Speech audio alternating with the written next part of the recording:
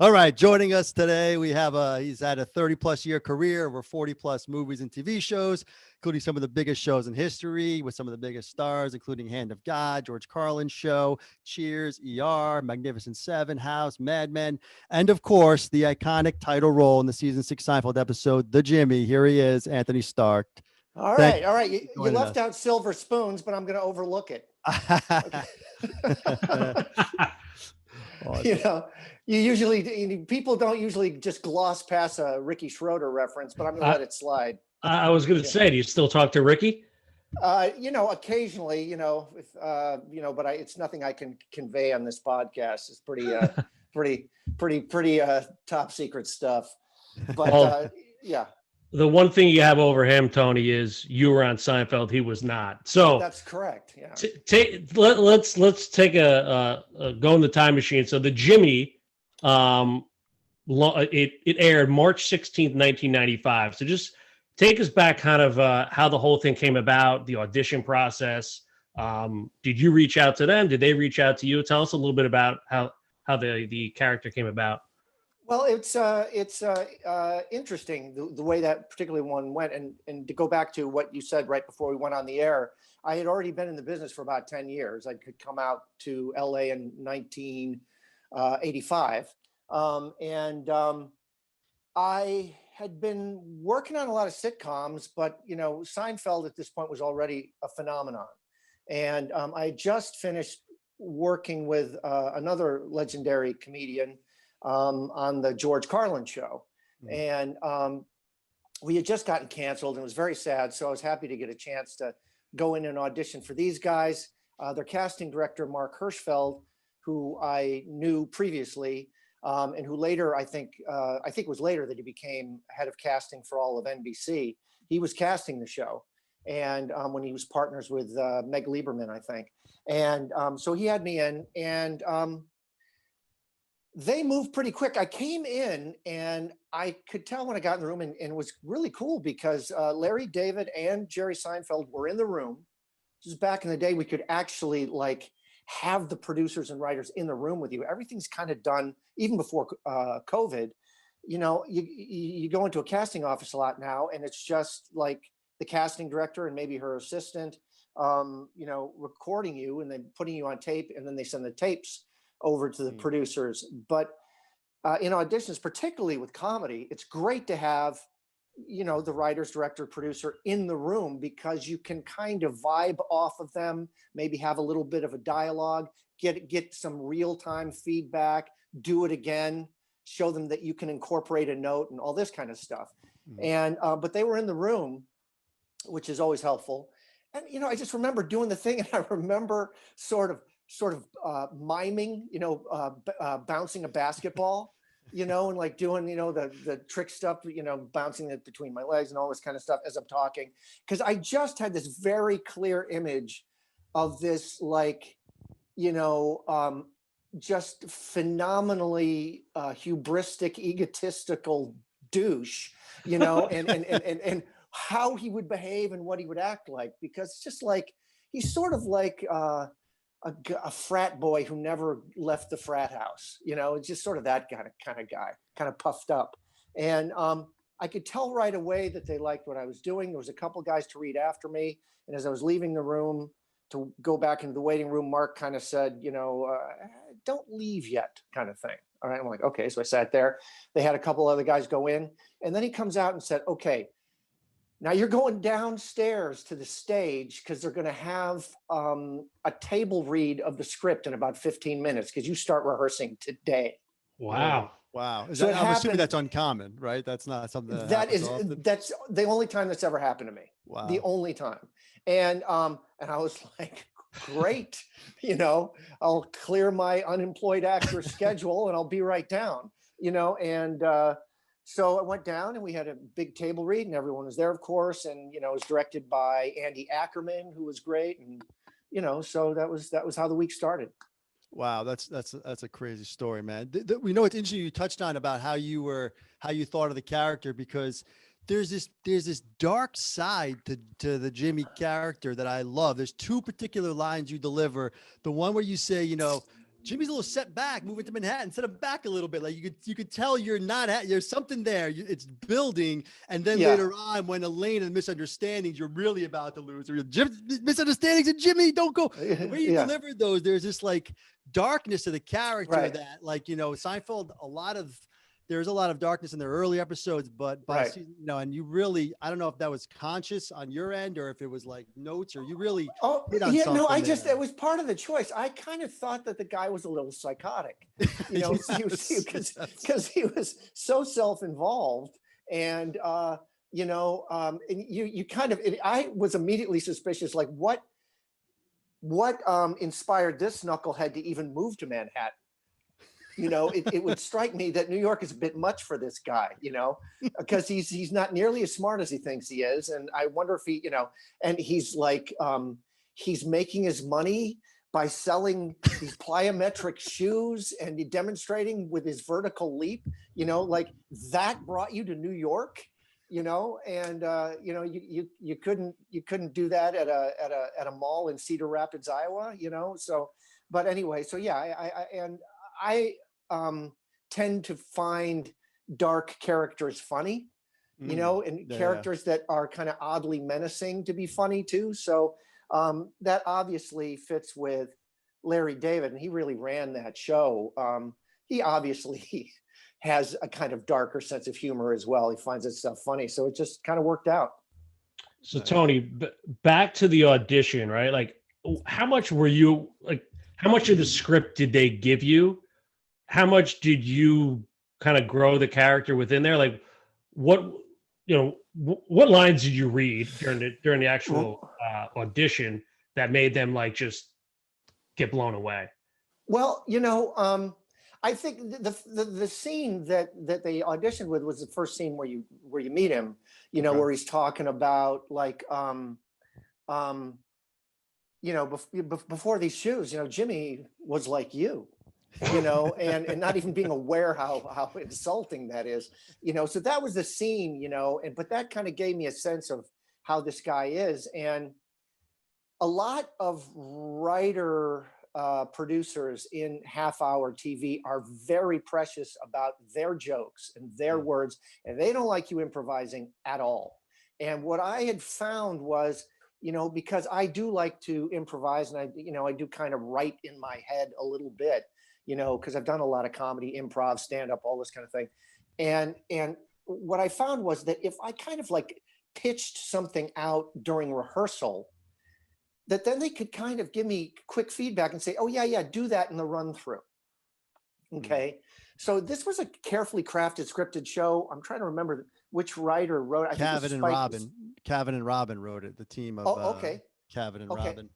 Okay. And so these were very carefully crafted shows because they would have 5 storylines going on at the same time and get them to weave in and out and then intersect toward like the final segment of the show. And then they would just go boom, boom, boom, boom, boom, like, and just go off like depth charges. I mean, so it's very carefully constructed.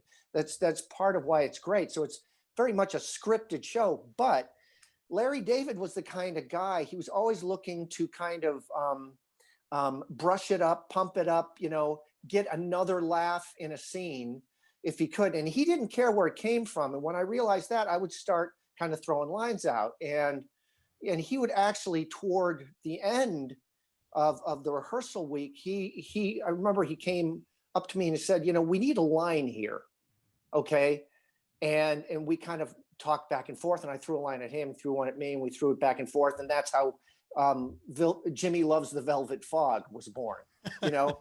And then there were other things that I just improvised, like Jimmy's going into shock and stuff like that. So they kind of let me throw in my stuff, and if they liked it, they kept it. Awesome. You touched on the fact that how they intertwine all the stories on Seinfeld. That's one of their things that, you know, they're obviously known for, all 4 characters sort of trying.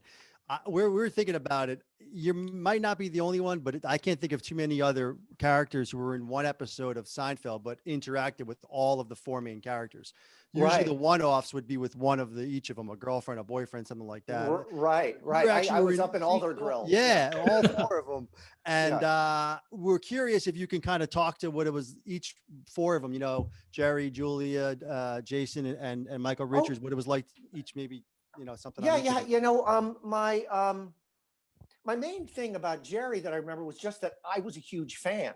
And at one point, like I said, I remember the first time I saw you on the Letterman show and you did this bit, and I did the whole bit. Like from memory, like he used to have this bit on the world's fattest man, which I thought was so hilarious that it somehow stayed in my mind. And he got this big grin on his face that I still remembered it, because this was maybe 15 years later.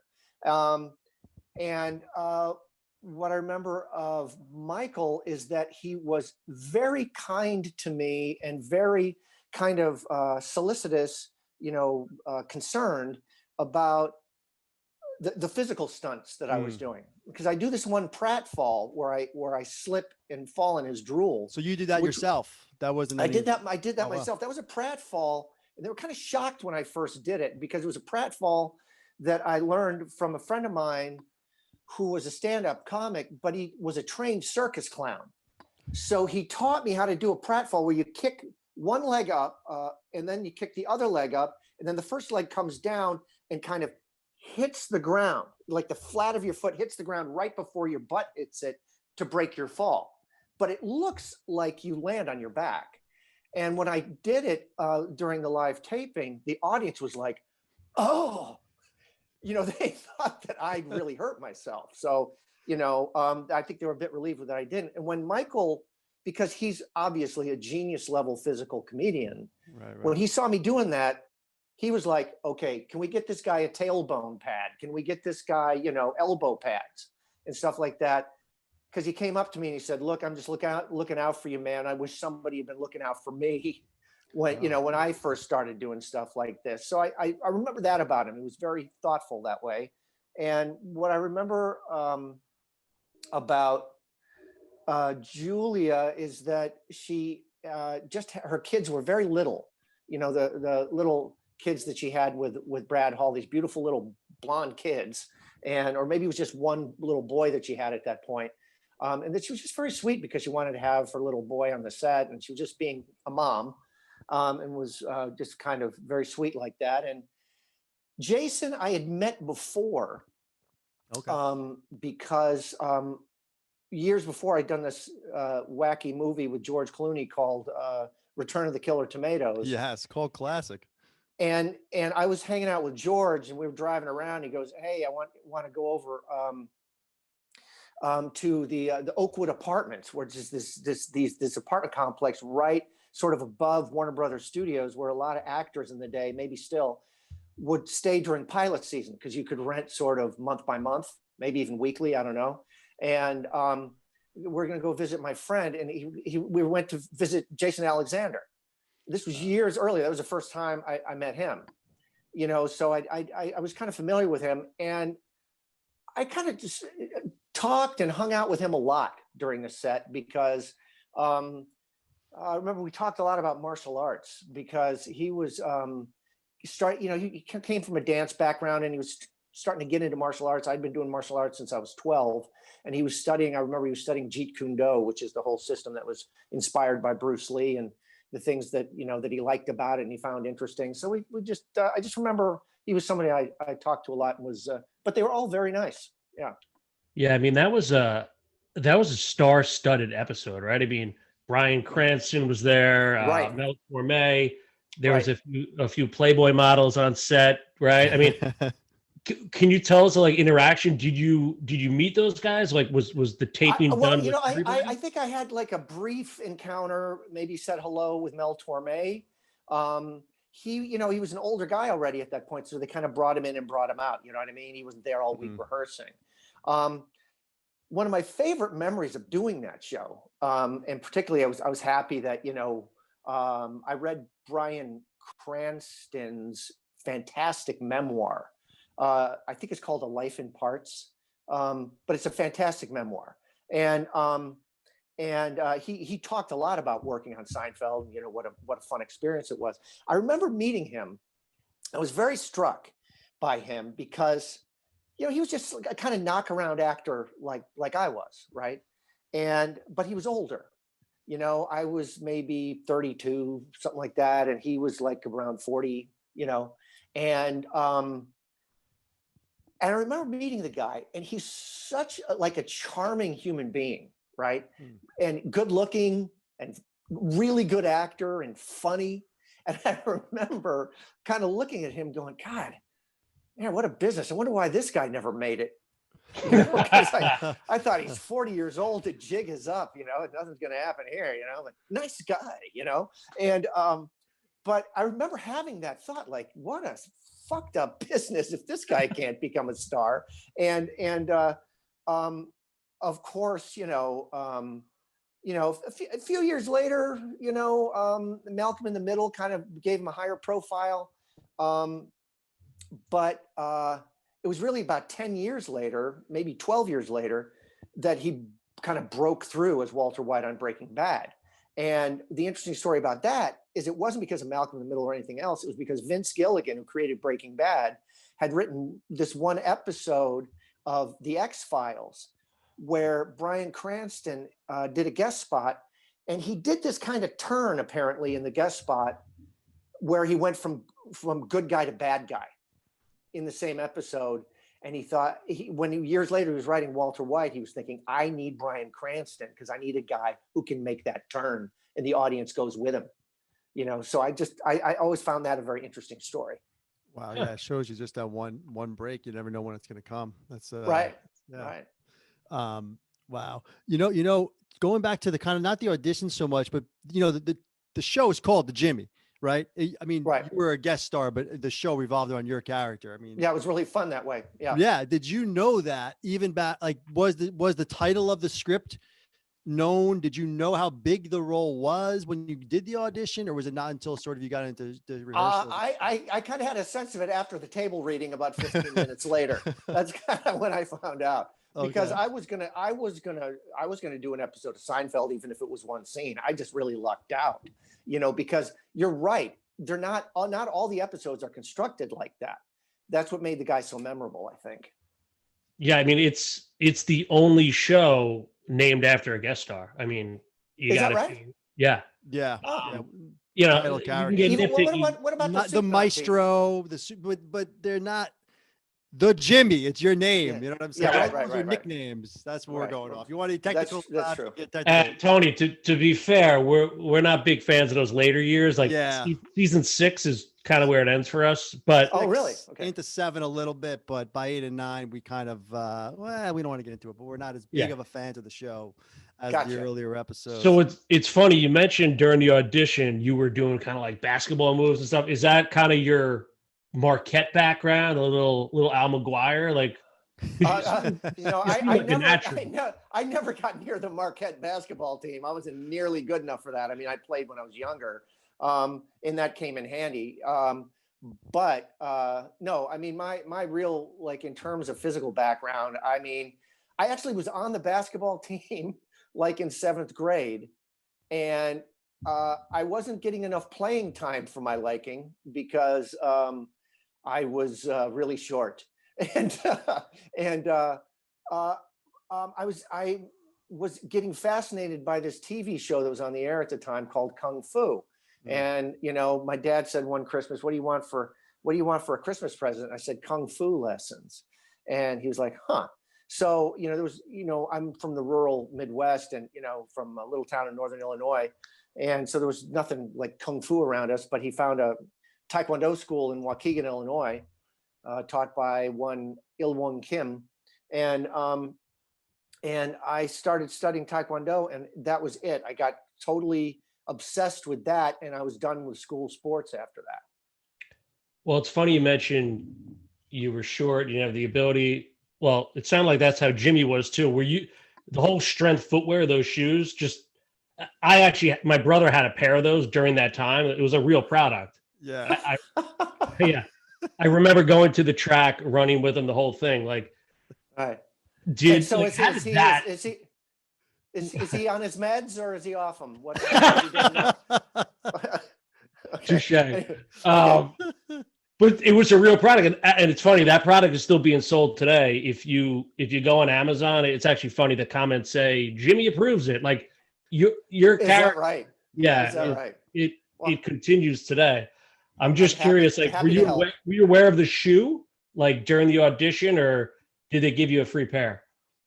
I mean, that was the first time I saw them. I'm not sure if I ever wore them. Did I wear them? I think George wears them, or did I wear You them? do wear too? them the first scene. You're wearing them in the first scene. Oh, That's when they see you okay. with them on and they ask you about it, and that's when you go on talking about. Oh, that's yourself right. and That's right. everything. That's right. I do put them on in the scene. I didn't know if I was just holding them or if I wore them. But they struck me as the craziest damn things ever. And I can't imagine that you would do anything other than try to kill yourself by blowing out both Achilles tendons with them. I mean, I couldn't imagine they would serve any other function. But if you think about it, yeah, but it's as if you're walking on the balls of your feet all day long. That the would science strengthen. behind it, I Yeah. think, is supposed Yeah. to make sense. To Howard's Yeah. point about, that they're still talking about on the Amazon reviews. I mean, even the referring to yourself as a third person became a George sort of catchphrase in later Right. episodes. If George is getting Right. angry, he'd bring it up. Yeah.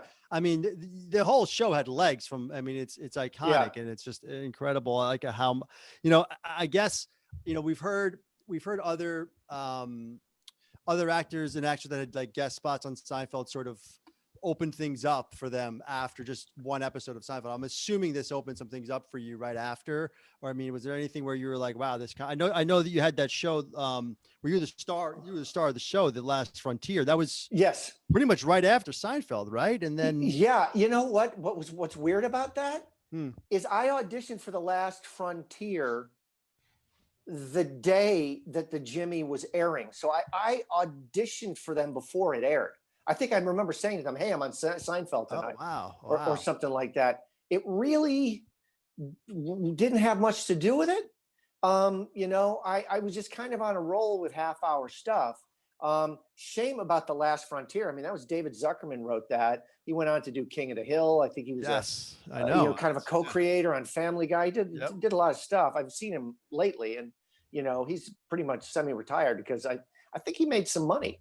And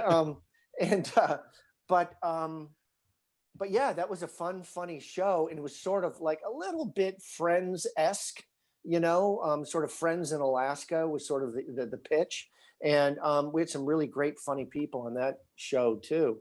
But the two things one didn't really have much to do with the other. I think it was just, I was in a kind of a pocket in the mid 90s where I got a lot of work in sitcoms. So 1995, big moment, you came on the show, but were you a fan of Seinfeld prior to that? Like, what are some of your favorite shows? Can you recall any of those? Yes, I was a fan of the show, and I've done a lot of like iconic TV shows, whether it's 21 Jump Street or Beverly Hills 90210 or CSI Miami, anything Cheers, with a dead body in it. But the two ones that I was a fan of that I got to do was Cheers and Seinfeld. Those were shows of which I could say I was like a straight up fan of. So that was a thrill. It's a surreal experience, like I was a huge Cheers fan, right? And Cheers was already on the air when I was still in college. So like, you're still like dreaming about maybe I'll be on a TV show one day and all this kind of stuff. And then years later, it was, I think, the second to last season of Cheers, I was there, and there's Sam and there's Carla and there's, Frasier and there's, Norm and all these guys. And so that was a thrill. And Seinfeld was kind of like that too. I mean, that it was, I think it's toward the end of Seinfeld. I mean, it was deep into the run. Season 6, was it? Did you say? Season 6, yeah. And they did how many altogether? 7 or 8? 9. 9. Okay. So it was pretty well into it. And I think it was like the number 1 show on the air or getting close to it. And so, yeah, I was a big fan of the show. And that's actually very helpful when you're auditioning for it, because I had a sense of what these guys would find funny. And that's why I wasn't afraid to lean into the dark side of it, because that was very, Seinfeldian, Right. that you had a neighbor who just might be a serial killer, or whatever, So yeah, I was a fan for sure. Could you maybe compare the two sets of like Cheers and Seinfeld, two iconic shows? There were, what was the vibe on Cheers compared to some amazing actors like you Okay, said, yeah, Ted yeah, Danson that's and, a great yeah. point. Um, I loved the Cheers set because they were a little wild. Okay, there were lines floating around, that set, like, one time, when they first brought the audience in, I remember George went, sitting at the bar, of course, and getting ready to go, and everyone's going, "Where's Woody? Where's Woody? Where's Woody?" Because that would happen a lot. He would sort of disappear, and out of the side of his mouth, George Wendt says he's getting a blowjob from an extra. And everyone in the audience goes, "Ooh," and George goes, "I'm sorry, atmosphere," as if that was the faux pas, So that was funny, and they were just a little bit wilder. They were, I think I've heard that the reason Shelley Long wanted to leave was because they were a little bit like high school kids, and they didn't really want to rehearse much. It was like a cast full of Jackie Gleasons. It's like, we'll get it on tape night, So the days were really short, and then it's like you just kind of bring it for the show, because they all could do that. They didn't need a lot of rehearsals. So they didn't like to rehearse a lot, and it kept things a little bit electric when they shot it. And the other thing I remember about that show was John Ratzenberger. First of all, really nice guy. And BB Newirth was also really nice. And but John Ratzenberger was so impressive because a lot of those Cliff Clavin speeches where he would go off and give a little impromptu tutorial on some arcane subject, he improvised a lot of that. Oh, wow. He came up with like I remember in the episode I did, he said, "Well, actually, Nami, the bubonic plague was not caused by the rat as commonly thought. It was caused by a creature known as the dreaded bubon." And he just went off on this BS explanation of the bubonic plague, and that was completely made up. And like the writers would throw stuff at him, and you do like 3 different versions of it, So that impressed me a lot. That he brought so much of that himself. Yeah, I mean, by comparison, the Seinfeld set was a little more buttoned down. Really, is that because Larry David, like, he just had a little more control over things, or? No, it was the personalities of the cast. They were just kind of there to work, and kind of get it done. And it was very chill. They were very relaxed, but it was not like, it wasn't a frat house, like Cheers was a little bit. Yeah. I wonder if that was like a season 6, they were kind of cruising along. Everyone's making a boatload of money. I don't know. Maybe there was well-oiled machine. Well, I was, but I was in, I think, season 9 or 10 or something of Cheers, and they were still bonkers. They were still bonkers, which I kind of liked, But they were just, it was a little more sedate. But everyone was very friendly and open, and it was kind of a well-oiled machine. Yeah, two iconic shows, and obviously without Cheers, there'd probably be no Seinfeld, because that's kind of how they got their start. Yeah. That big Thursday night lineup, I think. Yeah. Yeah. So it's funny in the show, the Jimmy episode, there are, this is incredible, 65 mentions of Jimmy, whether it's you, Jerry, Elaine. I mean, it's the most obviously used word out of any episode ever. What was your favorite Jimmy line? And if you don't mind, you can act it out for us.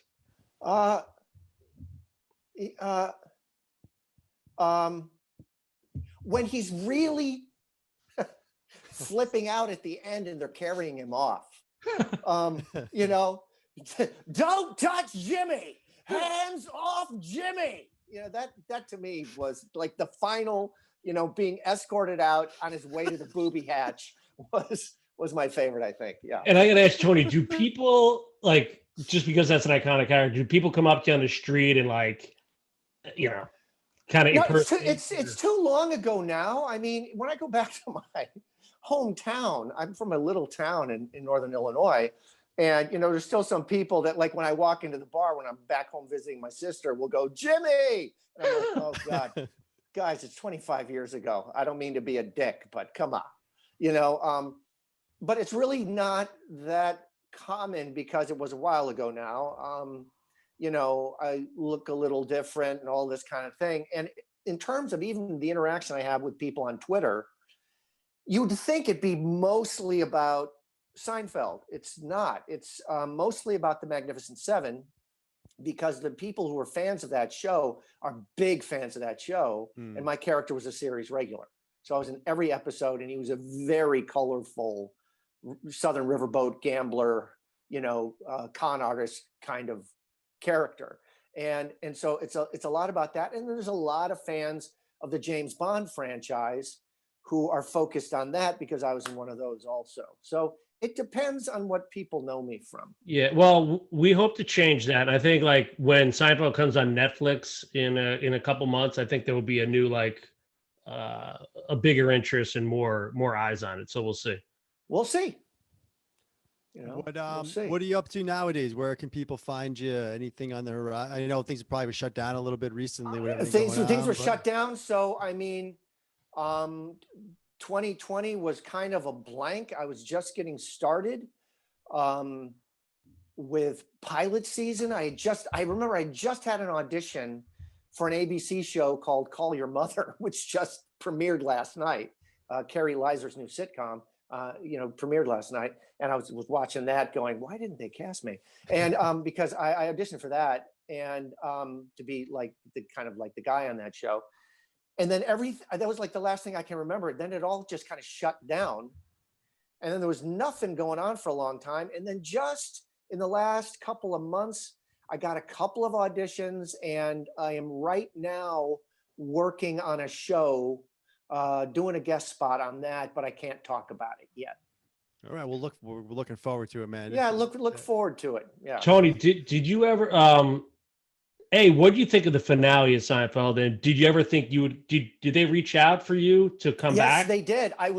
They had a pin in me, as they say in the business, which is like, keep us advised of any work coming up, because we think we might want you in the finale. So I was originally supposed to be in the finale, and then apparently I got written out. So it remained one and done until the end, which was sad for me, because I thought the character had so much potential to recur and be sort of a thorn in everyone's side. This guy who maybe just kept popping up, in unexpected and terrifying ways. I thought it could have been very funny, but I guess they, thought, let's just leave him in that one episode. Yeah, especially the way the finale was. I mean, you were definitely one of the wronged people by them. I mean, exactly. Kramer knocked you out. I mean, that was it ruined your whole livelihood. I mean, exactly. Yeah. But apparently it probably was something for time. They could only squeeze in so many vignettes. And at that point, you're talking about, 9 seasons of a show. Right. And that was back in the day. I think they did like 22 episodes a season. Did they? Yes. You guys by the end, they were doing over 20. That's a lot of characters you try to weave in and out. And so initially they thought of me, but it didn't end up happening. And I was sad about that too. Do you have any, I think you worked with Jessica Talk on The Last Frontier. She was on Seinfeld, actually. Any other, like, do you keep in touch? You ever see Larry or Jerry? Or I know you mentioned Jason back in the day. You were kind of friends about karate and stuff. No, I mean, I didn't become friends like that with any of them. I ran into Jason Alexander not long ago at the memorial for Gary Marshall, because we both had kind of gotten a start in movies with Gary Marshall. Me in Nothing in Common with Tom Hanks, and then him kind of in Pretty Woman was sort of like a jumping off kind of role for them. So we were both at the memorial, and because I'd done my first movie with Gary, and I was in the last play that Gary Marshall directed, a play called Billy and Ray at what was then the Falcon Theater, is now the Gary Marshall Theater, just not long before he passed away. So yeah, that's the last time I kind of said hello to Jason Alexander, and the other people I've not really seen since. Speaking of Yeah. legends, I mean, you worked with a lot of legends. I mean, Carlin obviously is a big one that comes to mind, and obviously Jerry and Larry have been talking about for a while. But there, you were in the movie Repossessed, right, with Leslie Nielsen. Yes. I just had to ask you a little bit about that. I just want to know about if you could touch on anything about Leslie Nielsen, because he's just one of my favorites of all time. I loved him. Gun and- I loved that guy. He was very goofy, but also very wise. He had this he'd been through a lot in his life, seen a lot, done a lot, and he'd be kind of this place in his life that was very zen. And that's why he did not mind making fun of himself or whatever. He had this mantra or this slogan that he lived by, which was never be older than 18. He felt like, don't ever become so grown up that you start taking everything in yourself very seriously. He walked around with this thing he had in his hand that was like a little accordion that made a farting sound. And he had it with him all the time. And the guy never broke. He was like the master of the stone face. And I break pretty easily. And once he realized that, it was game on. He would try to break me up in the middle of scenes and stuff like that, because he could play it like a Stradivarius, get different tones and pitches and whatever out of it. Because he would look you in the eye and say, well, Father, I don't know if she's going to make it. And then you just hear, and he'd just stare at you until you kind of fell out of frame, And one time we were at the catering truck for lunch and everyone's in line. And there was this woman who was on set and very excited. She was obviously like a relative of maybe a crew member or something. And she was excited to be on a movie set. And there she was standing in line right behind Leslie Nielsen. And, you all of a sudden hear this, and he turns around and he looks at this woman and says, I'm sorry, it must be the seedless grapes. I just can't seem to digest them. And he just looks at her. And then she goes, oh no, that's fine. That's okay. And then he goes, thank you. You're very kind. And as he's turning back around, okay. I mean, and so everybody else is in on the joke. We're like falling down laughing. And this poor woman thinks, oh my God, I met Leslie Nielsen today and he's a rather flatulent man, so he was lovely. He was lots of fun. That's awesome. I've been a huge fan of that guy. I love that motto. The don't ever be older than 18. Yep. And I've had the blessing of a lot of great mentors like that in the business. He was great. Gary Marshall was great. Learned a lot of stuff from him, and I learned a lot from Danny Thomas, who who I did my first series with. A legendary comedian, television star, television producer. Dick Van Dyke, the Andy Griffith Show, the Mod Squad. He produced all these shows. I mean, talk about a guy who been there, done that. And he also founded St. Jude Children's Research Hospital. And I got to hear all about how and why he did that. It's a long story, but very inspiring. And, it kind of put it in my head very early on, because I was like 23 when I was working with him. I thought, that is really the high watermark of what you can do if you become a big deal, if you become famous or whatever, is doing something like that, not winning an Oscar, not winning an Emmy or whatever, but doing something like that.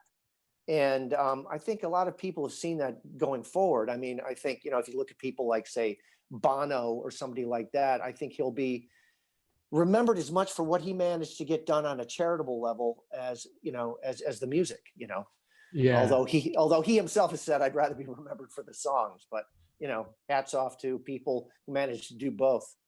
Yeah, I think you came up at a great time, like the mid 80s. I mean, things were exploding. You mentioned a ton of names. I'm just curious, like, did you have an agent? Like, did he tell you, just back to Seinfeld, of course, did he tell you what Mark Hirschfeld, right? He was the casting director. Yeah. Hirschfeld, like, where like, was it from Carlin? Like, what was it that what he saw in you to become Jimmy? Like, because like we said, the show was named after you, for crying out loud. Like, So they needed a Mark, big. Mark just knew me already as an actor and as a guy who was handy with comedy, because I just auditioned for him a lot, through several pilot seasons and stuff like that, where I, either got the part or I got close to it or whatever, and I fit the general description probably, and so he knew that I knew my way around a joke and that I'd come up with something and I wouldn't be wasting Larry David's time, or Jerry Seinfeld's time.